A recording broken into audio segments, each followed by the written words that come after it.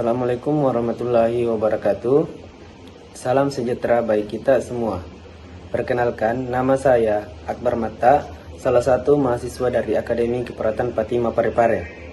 Adapun saya membuat video ini tentu dengan maksud dan tujuan, yaitu menyelesaikan tugas dari mata kuliah metodologi perawatan, yang dimana dosen pengampu mata kuliah ini yaitu Nurse Yunita Palinggi, Escape MCAP. Di video ini saya akan memaparkan materi mengenai proses keperawatan.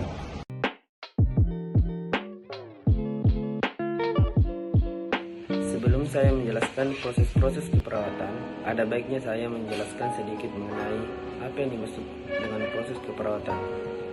Nah, proses keperawatan itu adalah metode yang sistematis untuk mengkaji respon manusia terhadap masalah-masalah kesehatan dan membuat rencana keperawatan yang bertujuan untuk mengatasi masalah-masalah tersebut. Masalah-masalah tersebut kesehatan cepat berhubung dengan klien, keluarga, orang terdekat, dan masyarakat. Proses keperawatan mengkomunikasikan kontribusi perawat dalam mengurangi atau mengatasi masalah-masalah klien. Selanjutnya saya akan menjelaskan tahap pada proses keperawatan, yaitu di mana terbagi atas 5 tahap. Yang pertama itu tahap pengkajian, yang kedua tahap diagnosa keperawatan, yang ketiga tahap perencanaan, tahap keempat yaitu implementasi, dan tahap kelima evaluasi.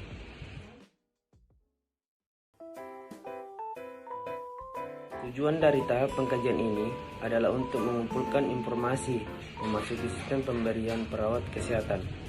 Komponen tahap pengkajian ini terbagi atas 3, yaitu pertama, pengumpulan data. Pengumpulan data adalah pengumpulan informasi yang sistematis tentang klien, termasuk kekuatan dan kelemahan klien. Data dikumpulkan dari klien, keluarga, orang terdekat, masyarakat, grafik, dan rekam medik. Klien adalah sumber informasi primer, sumber data yang asli.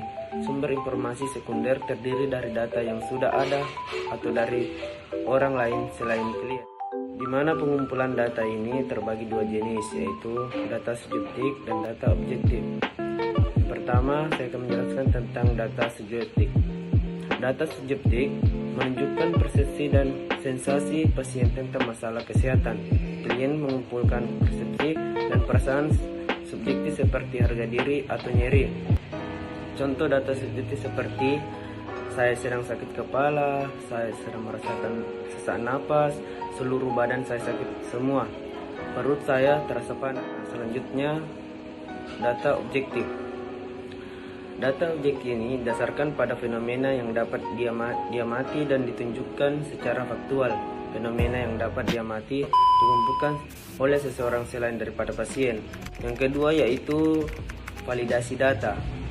Nah, validasi data merupakan perbandingan data subjektif dan data objektif yang dikumpulkan dari sumber primer atau klien dan sekunder catatan secara kesehatan dengan standar dan nilai norma yang diterima. Secara suatu standar atau nilai merupakan aturan atau ukuran yang lazim dipakai. Contohnya seperti data subjektif, kaki saya terasa lemah, data objektif. Dan yang ketiga itu identifikasi pola atau divisi.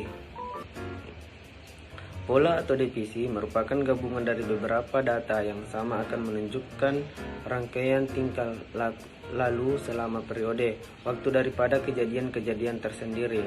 Pola kesehatan dan divisi diagnosa membantu dan mengatur data yang telah dikumpulkan. Data yang sama dikelompokkan dalam pola atau divisi.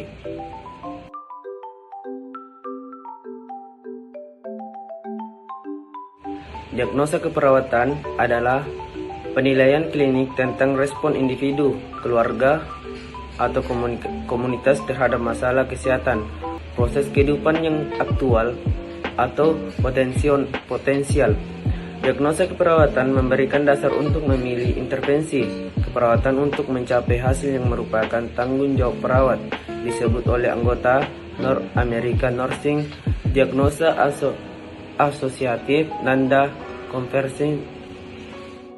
Diagnosa keperawatan adalah penilaian klinik tentang respon individu, keluarga, atau komunitas terhadap masalah kesehatan, proses kehidupan yang aktual atau potensial. Diagnosa keperawatan memberikan dasar untuk memilih intervensi keperawatan untuk mencapai hasil yang merupakan tanggung jawab perawat, disebut oleh anggota American Nursing Diagnosa Asosiatif Nanda Conference. Yang kedua itu etiologi, mencerminkan penyebab masalah klien yang menimbulkan perubahan-perubahan pada kesehatan klien. Penyebab tersebut adalah berhubungan dengan tingkah laku klien, patofisiologi, psikososial, perubahan situasional pada gaya hidup, usia perkembangan, faktor budaya dan lingkungan. Etiologi yang dapat diterapkan untuk diagnosa keperawatan terdapat pada Nanda 1 lampiran di halaman 143 sampai 156. Yang ketiga itu batasan karakteristik. Batasan karakteristik tanpa ada gejala merupakan kelompok petunjuk klinik yang menggambarkan tingkah laku. Tanda gejala yang digambarkan diagnosa keperawatan. Batasan karakteristik diperoleh selama tahap pengkajian berdasarkan pada definisi diagnosa dari Doenges dan Morphose.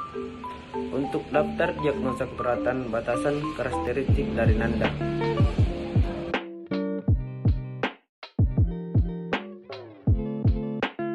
Memberikan kesempatan pada perawat, klien, keluarga, dan orang terdekat untuk merumuskan rencana tindakan yang bertujuan untuk mengatasi masalah-masalah klien.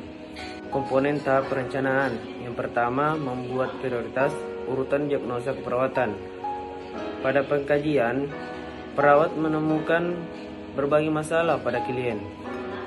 Setelah merumuskan diagnosa keperawatan untuk masalah klien, perawat mulai membuat prioritas urutan diagnosa keperawatan. Yang kedua itu membuat kriteria hasil.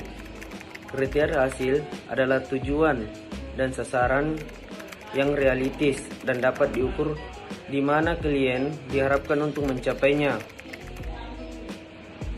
Kriteria hasil menggambarkan materian untuk mengukur hasil akhir asuhan keperawatan. Yang ketiga ini menuliskan instruksi keperawatan.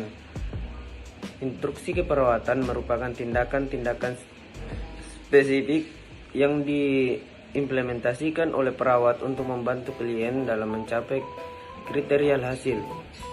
Instruksi keperawatan menunjukkan tindakan yang spesifik, dapat diukur, dapat diamati, dan realistis yang dilakukan oleh perawat. Yang keempat itu menulis rencana asuhan keperawatan. Perawat menulis rencana asuhan keperawatan untuk merawat klien. Rencana asuhan keperawatan tersebut menyerupai cetak biru, sebuah rencana yang dirancangkan dengan hati-hati. Rencana asuhan keperawatan mengatur informasi tentang status kesehatan klien.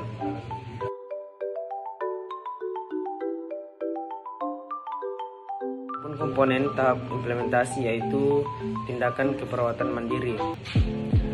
Tindakan keperawatan mandiri ini dilakukan dengan pesanan dokter. Tindakan keperawatan mandiri ini diterapkan dengan standar praktik American Nursing Association. Yang kedua itu tindakan keperawatan kolaboratif. Tindakan keperawatan kolaboratif diimplementasikan bila perawat bekerja dengan anggota tim. Perawat kesehatan membuat keputusan bersama yang ditunjukkan untuk mengatasi masalah-masalah klien. Dan yang ketiga itu dokumentasi tindakan keperawatan dan respon klien-klien terhadap asuhan keperawatan. Dokumentasi merupakan pernyataan dari kejadian atau aktivitas yang otentik dengan pertahanan catatan-catatan yang tertulis. Kata-kata mendokumentasikan dan catatan menunjukkan proses penulisan catatan pada dokumen klien. Dokumentasi merupakan wawanan untuk komunikasi dari satu profesional ke profesional lainnya tentang status klien.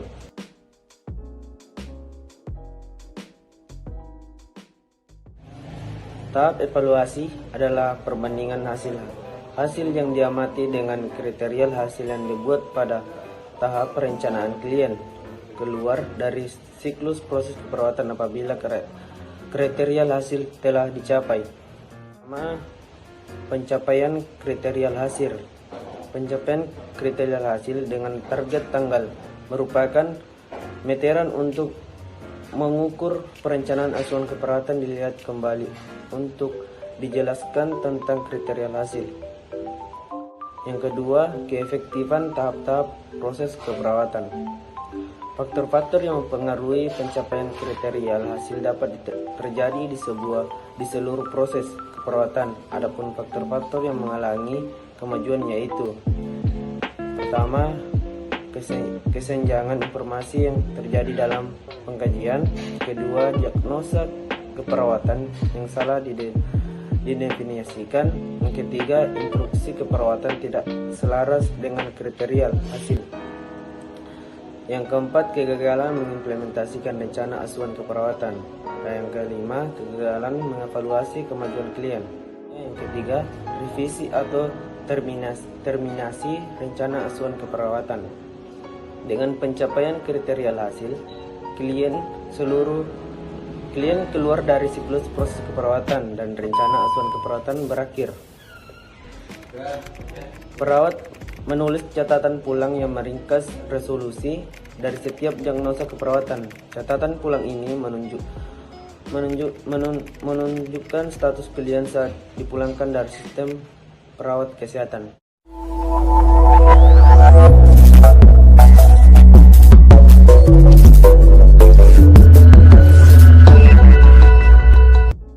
Mungkin itu saja materi yang sempat saya jelaskan. Lebih dan kurangnya mohon dimaafkan. Terima kasih. Assalamualaikum warahmatullahi wabarakatuh.